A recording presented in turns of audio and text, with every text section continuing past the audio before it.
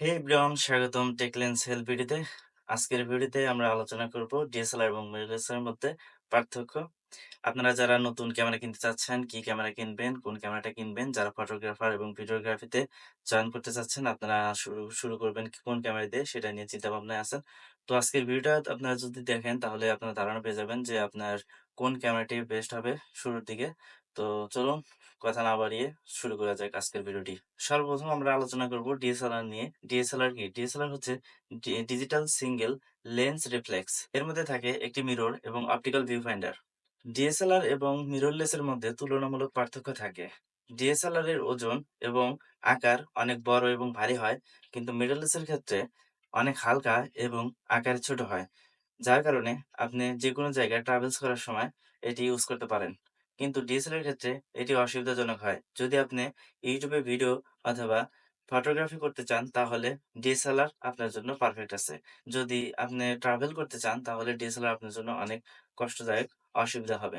কিন্তু মিররলেস আকার এবং ওজনে হালকা এবং ছোট হয়।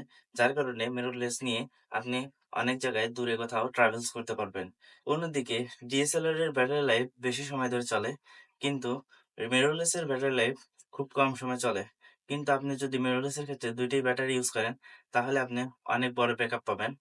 এরপরে যদি আসি ভিডিও কোয়ালিটির বিষয়ে, তবে ডিএসএলআর এর ভিডিও কোয়ালিটি ভালো বলা যায়।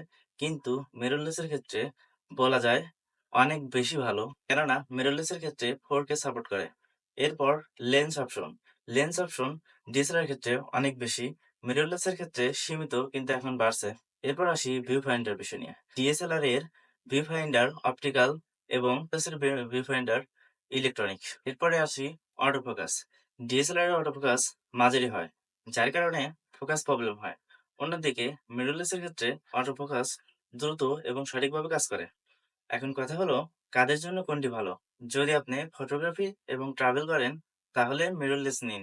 যদি আপনি ভিডিও বানান বা ইউটিউবে কাজ করেন তাহলে আপনি ডিএসএলআর নিন। আমি ব্যক্তিগতভাবে মিররলেস ইউজ করি, কেননা মিররলেস আমার অনেক পছন্দের। আর মিররলেসে অনেক সুবিধা পাওয়া যায়। তবে ডিএসএলআর এখনো প্রফেশনাল ফটোগ্রাফারদের কাছে অনেক জনপ্রিয়। তো বন্ধুরা, ভিডিওটা আজকে এই পর্যন্তই। ভিডিওটি ভালো লাগলে অবশ্যই লাইক করবেন এবং ভিডিওতে কমেন্ট করে জানাবেন যে আপনার পছন্দের ক্যামেরাটা কোনটি, ডিএসএলআর নাকি মিররলেস। দেখা হবে পরের ভিডিওটিতে। ততক্ষণে সবাই ভালো থাকবেন। আল্লাহ হাফেজ।